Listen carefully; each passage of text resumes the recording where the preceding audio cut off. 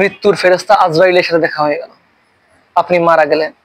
ধরুন আপনি এখনই মারা গেলেন, তখন কি হবে?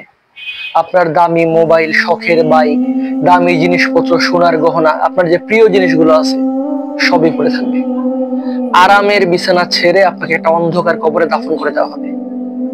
আপনার মৃত্যুর পর আপনার যে প্রিয় জিনিসগুলো, যে শখের জিনিসগুলো ছিল, সেগুলো অন্য কারো হয়ে যাবে, সেগুলো অন্য কেউ ব্যবহার করবে, তখন সেগুলো হয়ে যাবে তার।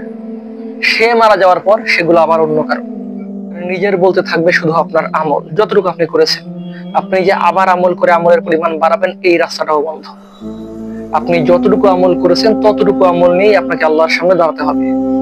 আপনার প্রিয় বন্ধু বান্ধব, ফ্যান ফলোয়ার, শুভাকাঙ্ক্ষী, প্রিয় মানুষ কেউ থাকবে না। শুধু থাকবে আপনার আমল আর আপনার পাপ।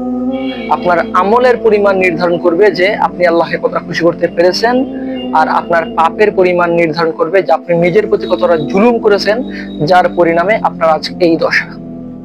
বন্ধুগণ, এবার নিজেকে প্রশ্ন করুন যে এই দুনিয়াতে, এই মহাবিশ্বে এক আল্লাহ ছাড়া আমাদের আপন কে? আজ আপনি যে দামি মোবাইল, দামি বাইক বা যে কোনো কিছু কেনার জন্য আপনি আপনার মা বাবাকে কষ্ট দিচ্ছেন, তা কতদিন আপনি চালাতে পারবেন? আর কি কি আপনি একান্তই নিজের করে রাখতে পারবেন? কিছুই না। আমরা অনেকেই বলি আমরা 70 বছর, 80 বছর, 100 বছর বাঁচবো, অথচ আগামী 70-80 সেকেন্ড পর আমাদের কি অবস্থা হবে আমরা তাই জানি না। তবে কেন এই মূর্খতা?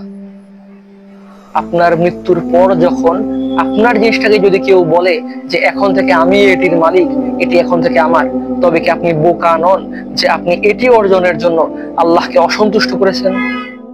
এই বিশ্ব জগতে আল্লাহই একমাত্র, যাকে পাওয়ার চেষ্টা যদি আমরা করি তবে কেউ তাকে আমাদের কাছ থেকে ছিনিয়ে নিতে পারবে না। মৃত্যুর পরও কেউ আল্লাহকে আপনার কাছ থেকে ছিনিয়ে নিতে পারবে না। আপনি এত মনোযোগ দিয়ে আমার কথা শুনছেন, আমি আল্লাহর গোলাম, আপনাকে আপনার মালিকের দিকে ডাকছি আপনারই কল্যাণের জন্য। তাই আপনার মালিকের দিকে ফিরে আসুন। এটি জীবনের একমাত্র উদ্দেশ্য। আল্লাহকে সন্তুষ্ট করার জন্য নিষিদ্ধ শয়তানকে ত্যাগ করুন, নিজের নফসের বিরুদ্ধে যান, এটি একমাত্র সফলতা। আপনার আশেপাশের ঘুমন্ত মানুষগুলোকে জাগ্রত করুন, আল্লাহর পথে ডাকুন, যেন কঠিন বিপদের দিনে তারাও আপনার পক্ষে সাক্ষী দিতে পারে। গাছ লাগান, প্রকৃতি, জীবজন্তু আর মানুষের কল্যাণে কাজ করুন, যেন আপনার মৃত্যুর পরও আল্লাহর মেহেরবানিতে আপনার আমলের পরিমাণ বৃদ্ধি পেতে থাকে।